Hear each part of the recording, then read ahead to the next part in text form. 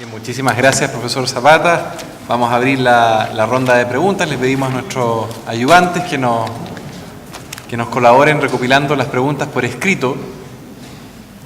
Yo creo que han surgido varias interrogantes, las vamos recolectando, que nos quedan, bueno, no al tiempo, vamos a dedicar unos breves minutos porque, por lo menos por mi parte, ¿cierto? A partir de las ponencias surgen varias dudas en torno a justamente la distinción entre una sustitución total, un cambio total, ¿cierto? De unas reformas parciales. Hay casos probablemente claros, ¿cierto? Pero también hay casos que serían más complejos, que serían más difíciles de determinar. Y luego, ¿quién haría esa determinación? Si podría el Tribunal Constitucional hacer esa definición, resolver esa cuestión sobre si es que una determinada proyecto, ¿cierto?, que se tramitó conforme a la potestad constituyente derivada, ¿sería constitutivo de reforma constitucional o sería una reforma total? Luego, al calor, digamos, de lo que se ha planteado, por ejemplo, si es que habría alguna diferencia, algún impacto en la labor del Tribunal Constitucional en caso de que la reforma constitucional se plebiscitara, ¿cierto?, que es parte de las opciones que, en casos excepcionales, pero que es parte de las opciones que contempla el actual proceso de reforma constitucional, si es que eso generaría algún impacto en la decisión de los jueces constitucionales. Pero para darle la palabra al público, hemos recibido dos preguntas, ¿no?, al profesor Patricio Zapata. Primero, si el Tribunal Constitucional pudiese intervenir hoy en día, ¿cierto?, en el proceso de cambio constitucional. ¿Cuál sería el rol del Tribunal Constitucional hoy en día? Un poco, me imagino que la pregunta va orientada a una definición en torno a las líneas jurisprudenciales más prevalentes en la actualidad en términos de la integración del Tribunal Constitucional. La segunda pregunta también va dirigida al profesor Zapata, pero yo creo que quizás nuestros dos expositores también podrían estar interesados en intervenir. Dice relación con que si es que en Chile se creara una nueva constitución a través de una asamblea constituyente, ¿qué rol tendría el Tribunal Constitucional en lo que respecta a su facultad de controlar? La segunda pregunta la dejamos abierta. La primera pregunta al profesor Zapata.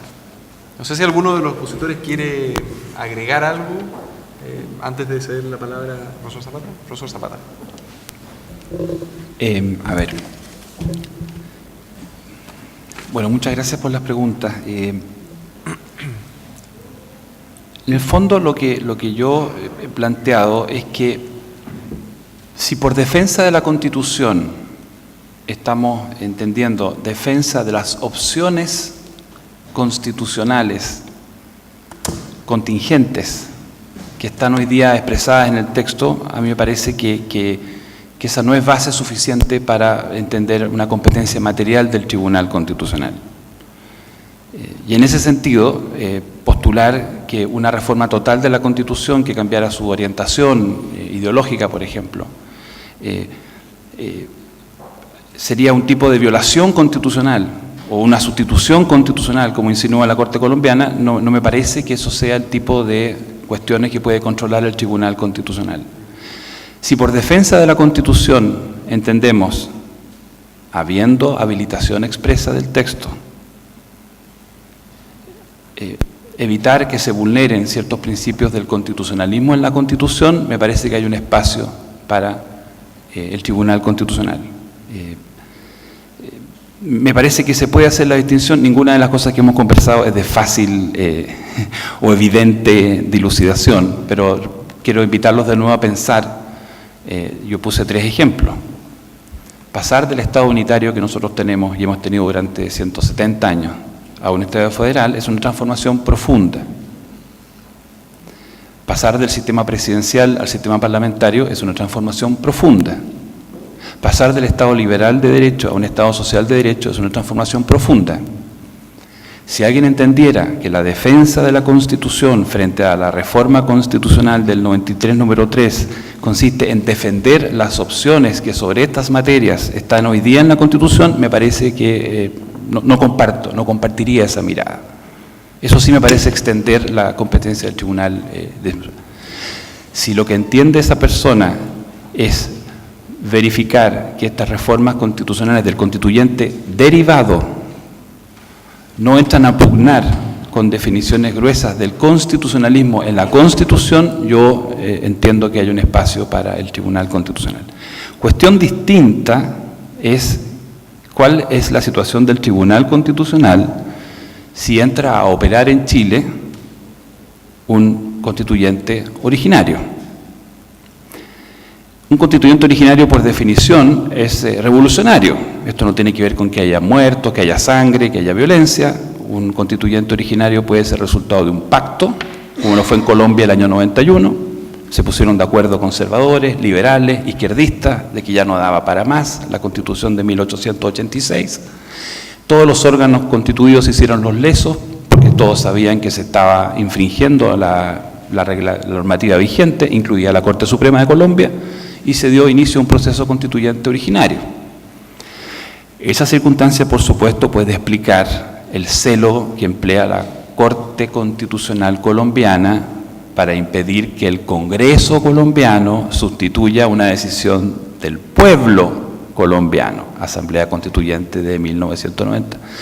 No obstante, la verdad es que esta doctrina de la sustitución la han usado incluso cuando se pensaba emplear el plebiscito, en que era cambiar el pueblo por el pueblo.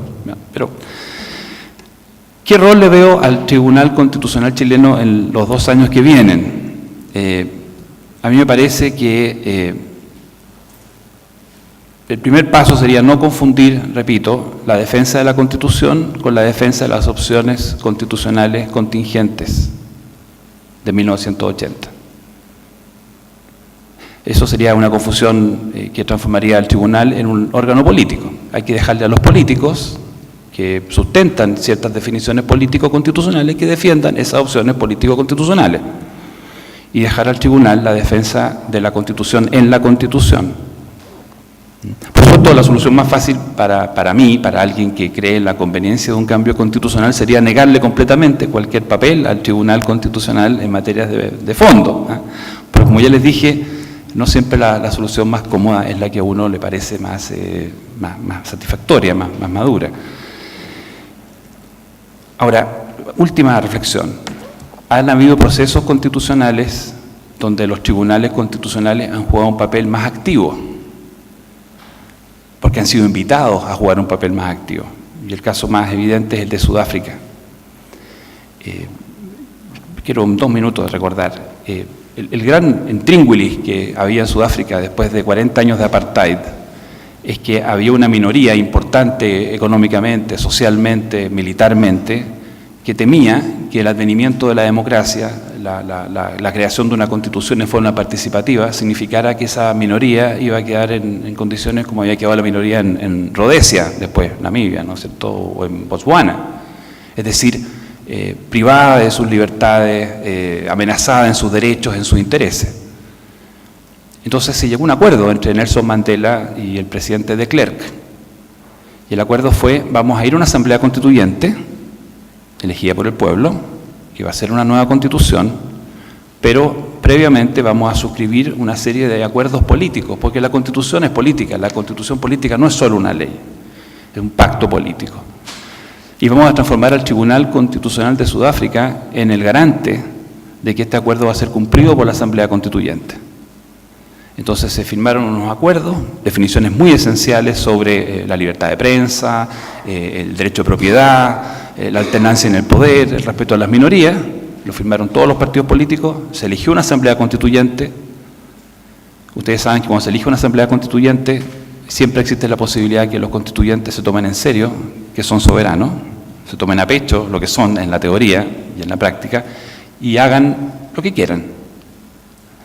Lo que hizo Sudáfrica fue ponerle, que desde el punto de vista teórico es una contradicción, desde el punto de vista de cualquier análisis formal es absurdo. Por eso les digo que aquí tenemos 2 posibilidades: o tratamos de ajustar la realidad a una teoría de escritorio, o tratamos de tener teorías que se hagan cargo de las realidades y se hagan cargo de la complejidad del cambio constitucional y el proceso político. En Sudáfrica, el Tribunal Constitucional sacó un fallo después que terminó la Asamblea Constituyente y dijo: todas estas cosas de la Asamblea Constituyente respetan el pacto previo. Estas cosas no. son inconstitucionales. Extrañísimo, teóricamente, un tribunal constitucional que juzga la constitucionalidad de las decisiones del constituyente originario, nacido de un pacto político. En alguna ocasión yo he reflexionado sobre hasta qué punto quizá nos hemos hallado como país en alguna época reciente en la situación de Sudáfrica, guardando todas las proporciones, el temor de algunas personas de que un proceso constituyente pueda significar una amenaza a sus derechos, a sus libertades, a sus intereses. Y la posibilidad de pensar en fórmulas inteligentes, prudentes, que concedan garantías sin que eso signifique sacrificar el derecho de la comunidad a decidir. Sudáfrica es un ejemplo de ese tipo de equilibrio. No se trata de repetirlo mecánicamente, pero da que pensar, en mi opinión. Eso. Muchas gracias. Ministro García, ¿alguna acotación en torno a esta pregunta u otras inquietudes? No sé si hay alguna otra pregunta del público que quisiéramos recoger. Mientras las vamos recogiendo.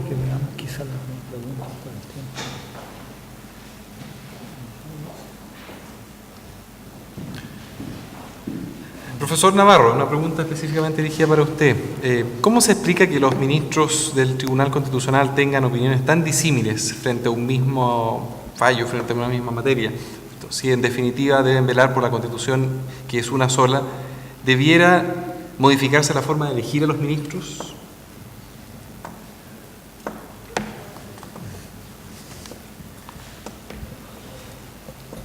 Bueno, está muy bien que los ministros tengan opiniones disímiles, porque si no sería un tribunal. Lo complejo es que una misma persona tenga opiniones disímiles respecto a un mismo punto. Eso sería algo propio solo de Maradona, digamos, de manera que no sería conveniente. Ahora, obviamente, como la acción de inaplicabilidad tiene relación con la aplicación de un precepto legal en un caso concreto, habría que ver probablemente esa situación de particularidad. Yo, por lo menos mi experiencia en general, yo no aprecié esos cambios de opiniones respecto de temas idénticos. No soy partidario en lo que dice en relación con la designación de los ministros. A mí me parece que hay que ver la experiencia del derecho comparado. Es altamente inconveniente designar solo ministros puramente designados por el presidente del Congreso, un poco como la tendencia que han propuesto algunos, y no con otros órganos como existe en el ejemplo que yo les señalaba en Italia. Hay que pensar los problemas que han sucedido en países como en España, donde no se pusieron de acuerdo por largos años en la designación de ministros. Pasaron 4 o 5 años con ministros que se denominaban con mandato vencido y con una interpretación además constitucional del tribunal, en el sentido que seguía siendo ministro mientras no tenía el respectivo reemplazante.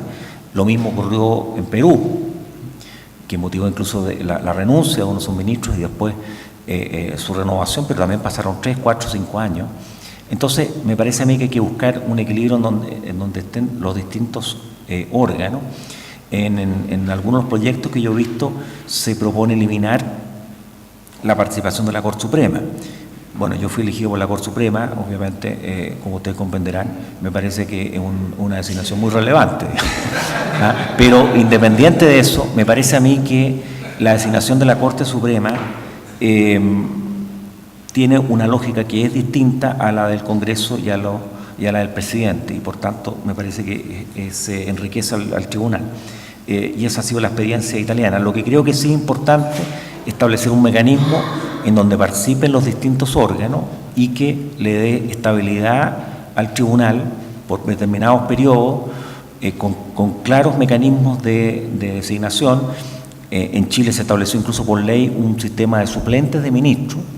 Yo fui uno de los ministros que consideré que era inconstitucional, porque la Constitución no está la institución de los suplentes ministros, es una creación legislativa, pero el temor que planteaban algunos, por ejemplo Juan Colombo, que es uno de los que más le preocupaba este tema, era precisamente qué pasa si 3 ministros del tribunal deciden no sesionar, digamos. Entonces hay un problema y por tanto es relevante que haya un mecanismo de reemplazo. Gracias a Dios eso no se ha producido en nuestro tribunal, pero sí se ha producido en otros países. El gran inconveniente que uno ve en muchos de estos países es que uno lo veía en seminarios que se hacían todos los años, en donde se iba encontrando con nuevos ministros, digamos, que lo iban cambiando, porque la rotativa era más o menos usual, mecanismos de acusaciones constitucionales, remociones, en fin. Entonces yo creo que hay que buscar un sistema que sea muy eficiente.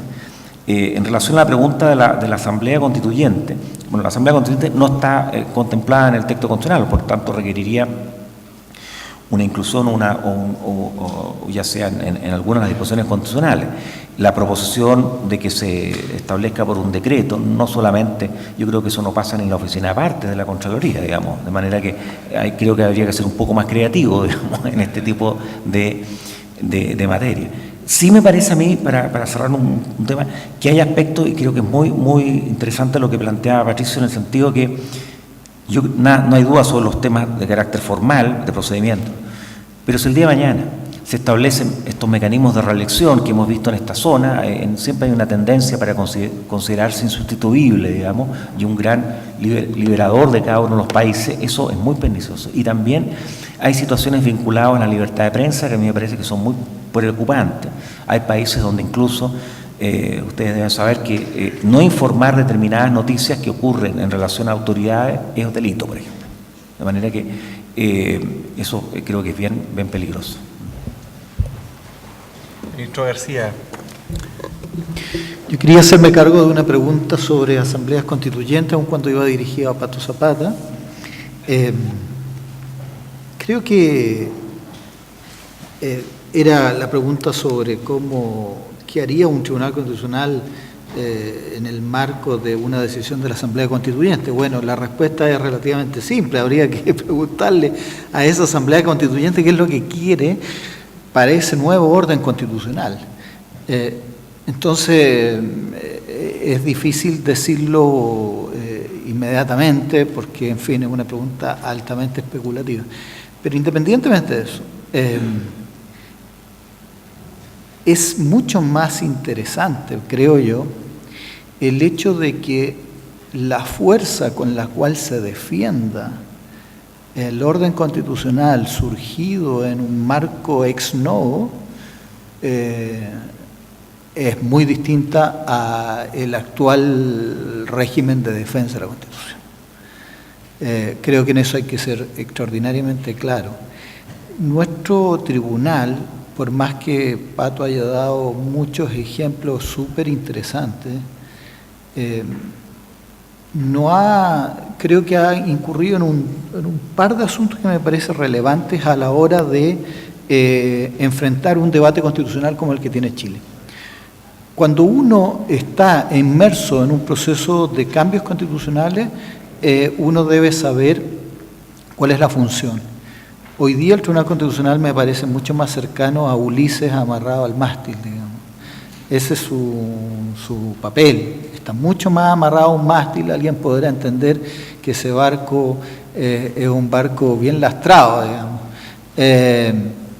Pero es el barco al cual el Tribunal Constitucional está atado. Y digo esto porque esto no quiere decir que un ministro no tenga opiniones constitucionales. Yo las tengo de sobra, creo yo. Y he participado en reformas constitucionales, por de pronto la del 2005 de manera muy exhaustiva. La pregunta es la siguiente: ¿queda un tribunal constitucional inhabilitado por la participación en el proceso de reforma constitucional vigente, participando activamente en los diálogos en un proceso de reforma constitucional? ¿Queda inhabilitado para después debatir sobre reformas constitucionales? Creo que hay un problema y ha habido procesos en donde algunos ministros han participado en esas discusiones. Y lo segundo es que, en términos estrictos, más allá de los casos que sugiere Pato, que tiene que ver con un dilema sobre constitución dentro de la Constitución, un dilema teórico que hay que resolverlo duramente, no es tan fácil. El mismo recuerdo que me reprocha un punto relativo a un voto individual que yo tuve dentro del Tribunal Constitucional relativo a una norma muy precisa que suprime y suspende el derecho de sufragio a las personas que están en una condición de procesamiento, meras imputaciones penales. Y bueno, suspende el derecho de sufragio vulnerando la presunción de inocencia y vulnerando una serie de reglas respecto a los derechos políticos de la Convención Americana. Bueno, él me reprocha decir, bueno, ¿por qué al final de una larga lista llegaste hasta el límite y no dijiste que es inconstitucional? ¿Por qué no dice que es inconstitucional?